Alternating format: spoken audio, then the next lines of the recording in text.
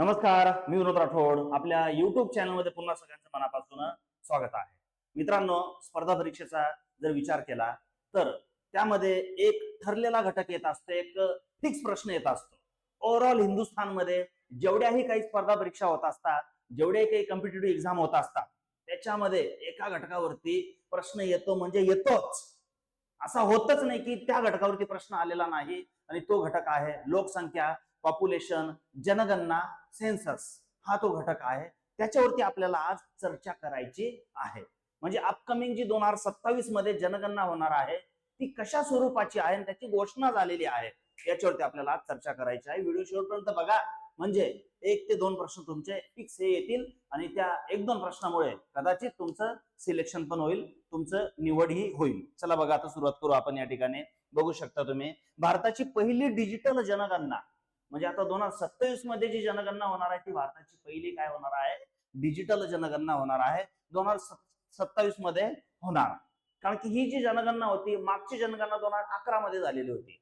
त्यानुसार जर 10 वर्षाचा विचार केला तर 2021 मध्ये जनगणना होणार होती, परंतु सगळ्यांना माहिती आहे कोविड आल्यामुळे ही जनगणना पुढे ढकलण्यात आलेली होती. कोविडमुळे पुढे ढकललेली 2021 ची जनगणना आता 2026-27 मध्ये होणार आहे. होणार असल्याची माहिती लोकसभेत राहुल गांधी यांनी विचारलेल्या प्रश्नांवर उत्तर देत गृहराज्यमंत्री नित्यानंद राय यांनी दिलेली आहे. ही माहिती मी दिलेली आहे का नाही, मी तुमच्यापर्यंत फक्त पोहोचवतोय. आणखी तुम्ही सांगशाल तुमच्याकडून कुठून माहिती आली, त्यामुळे तुम्ही बघू शकतात की यांनी माहिती दिलेली आहे. माझं काम आहे तुमच्यापर्यंत सत्य माहिती, चांगली माहिती पोहोचवणं आणि एक एक मार्कामुळे तुमचे मार्क वाढून तुमचं सिलेक्शन होणं, हे माझं काम आहे, हे माझं कर्तव्य आहे. चला बघूया आता आपण. 2027 ची जनगणना 2 टप्प्यामध्ये होणार आहे. किती टप्प्यामध्ये? 2 टप्प्यामध्ये. डिजिटल जनगणना होणार आहे 2 टप्प्यात. पहिला टप्पा एप्रिल-सप्टेंबर 2026 चा पहिला टप्पा असेल. घरांची यादी तयार करणार, गृहनिर्माण गणना करणार, म्हणजे घर किती किती आहे त्यांचे, सोसायटी, अधिकारी घरोघरी जाऊन माहिती नोंदवणार. हे पहिल्या टप्प्यामध्ये होणार. आणि दुसरा टप्पा फेब्रुवारी-मार्च 2027 मध्ये दुसरा टप्पा असणार आहे. प्रत्यक्ष लोकसंख्येची गणना दुसऱ्या टप्प्यामध्ये केली जाणार, म्हणजे 2027 मध्ये प्रत्यक्ष जनगणनेला सुरुवात होईल. आणि संदर्भ तारीख 1 मार्च 2027 ही काय आहे, संदर्भ तारीख असणार आहे. म्हणजे त्या दिवसापासून सुरुवात जनगणनेला प्रत्यक्ष होणार आहे असं सांगितलेलं आहे. भारताची पहिली डिजिटल जनगणना. आतापर्यंत तुम्ही ऐकलं असेल की जातीनिहाय जनगणना हा शब्द ऐकलेला असेल. तर ही कोणती आहे? डिजिटल जनगणना आहे. मग आता नेमकं डिजिटल जनगणना म्हणजे काय? तर साधं साधं उदाहरण आहे, टॅबलेट असेल सरकारचं, मोबाईल असेल, लॅपटॉप असेल, यांच्यावरून ही जनगणना काय केली जाणार. म्हणजे आधी बघतो आपण की फार मोठे मोठे फॉर्म असायचे, आपण त्या ठिकाणी जायचो, गेल्यानंतर संपूर्ण माहिती त्याच्यामध्ये भरायचो. तर तशी माहिती भरण्याची गरज नसेल, सगळं काही त्या टॅबलेटवरती, मोबाईलमध्ये किंवा लॅपटॉपमध्ये आपण ती माहिती नोंदवणार आणि जनगणना करणार. मोबाईल ऍपद्वारे डेटा संकलन, एक ऍप्लिकेशन बनवलं जाणार, त्या ऍप्लिकेशन मार्फत डेटा संकलन केला जाईल. इंटरनेट नसल्यास कागदी फॉर्म, ज्या ठिकाणी इंटरनेट नाही त्या ठिकाणी कागदी स्वरूपामध्ये फॉर्म भरण्यात येईल. डेटा थेट डिजिटल सिस्टम मध्ये सेव्ह, एक डिजिटल सिस्टम बनवणार, त्याच्यामध्ये सगळा डेटा सेव्ह केला जाणार. 70 वर्षानंतर पहिल्यांदा जातीनिहाय जनगणना. 70 वर्षानंतर पहिल्यांदा जातीनिहाय जनगणना, जातीनिहाय डेटा नोंदवला जाणार. म्हणजे डिजिटल मध्ये संपूर्ण जातीनिहाय डेटा हा नोंदवला जाणार.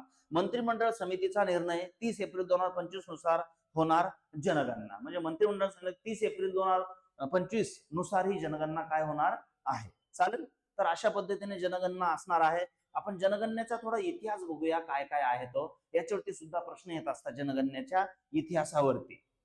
तर बघू आपण जनगणनेचा इतिहास काय आहे. तो भारतात पहिली जनगणनाची जी सुरुवात झाली 1872 मध्ये, इंग्रज अधिकारी होता लॉर्ड मेयो, याच्या काळामध्ये ही जनगणनेला सुरुवात झालेली आहे, आपली मानवाची जनगणना. 1881 मध्ये संपूर्ण देशात जनगणना करण्यात आली. संपूर्ण देशामध्ये वन टाइम मध्ये जनगणना करण्यात आली. तो काळ होता लॉर्ड रिपनचा काळ होता. आणि लॉर्ड रिपनच्या काळापासूनच दर 10 वर्षांनी जनगणना ही करण्यात येईल असं घोषित करण्यात आलं. दर 10 वर्षांनी जनगणना करण्यात येईल. 2011 ची आपली शेवटची जनगणना झालेली आहे. आणि त्या 2011 वरती तुम्ही आता रिसेंटली जो पेपर पण झालेला आहे एमपीएससी, त्याच्यामध्ये सुद्धा 3 प्रश्न आलेले आहेत. म्हणजे आतापर्यंत जोपर्यंत पुढची जनगणना होत नाही तोपर्यंत 2011च्या जनगणनेवरती प्रत्येक प्रश्नपत्रिकेत तुम्हाला प्रश्न हे सापडतील. आतापर्यंत एकूण स्वातंत्र्याच्या आधीपासून आतापर्यंत एकूण 15 जनगणना झालेल्या आहे 2011 पर्यंत, आणि स्वातंत्र्यानंतर 7 जनगणना झालेल्या आहे. याच्यावरती सुद्धा प्रश्न हा येत असतो. हा एक छोटासा इतिहास तुम्हाला मी सांगितलेला, जेणेकरून तुम्हाला याची मदत होईल. आता जातीनिहाय बघा, जातीनिहाय जनगणना सर्वप्रथम 1931 मध्ये जातीनिहाय जनगणना झालेली होती, 1931 मध्ये. आणि 2011 मध्ये सुद्धा दुसरी जातीनिहाय जनगणना झाली 2011 मध्ये. आणि 2027 मध्ये काय, तर पहिली डिजिटल गणना ही 2027 मध्ये होणार आहे. प्रश्न याच्यावरती येईल की खालीलपैकी कोणतं वाक्य बरोबर आहे किंवा चुकीचं आहे, असा प्रश्न याच्यावरती येऊ शकतो आणि येईल सुद्धा. नंतर बघा, आता जनगणना जी असते ती कुणाकोणाची जनगणनेचा कालावधी किती असतो थोडक्यात इथे मांडलेला आहे, तुम्हाला याची मदत नक्कीच होईल. आपली मानवाची जनगणना दर 10 वर्षांनी केली जाते. व्याघ्रगणना म्हणजे वाघ्याची गणना दर 4 वर्षांनी केली जाते. पशुगणना दर 5 वर्षांनी केली जाते. आणि कृषी गणना दर 5 वर्षांनी केली जाते. तर अशा पद्धतीने याच्यावरती सुद्धा प्रश्न येईल, तीही तुम्हाला 1 मार्क मिळेल, त्याचीही मदत तुम्हाला होईल. मित्रांनो, फार महत्वाचा व्हिडिओ आहे, जास्त मित्रांपर्यंत शेअर करा आणि माहिती कशी वाटली कमेंट बॉक्समध्ये कळवा. सगळ्यांना ऑल द बेस्ट, शुभेच्छा, थँक्यू, धन्यवाद.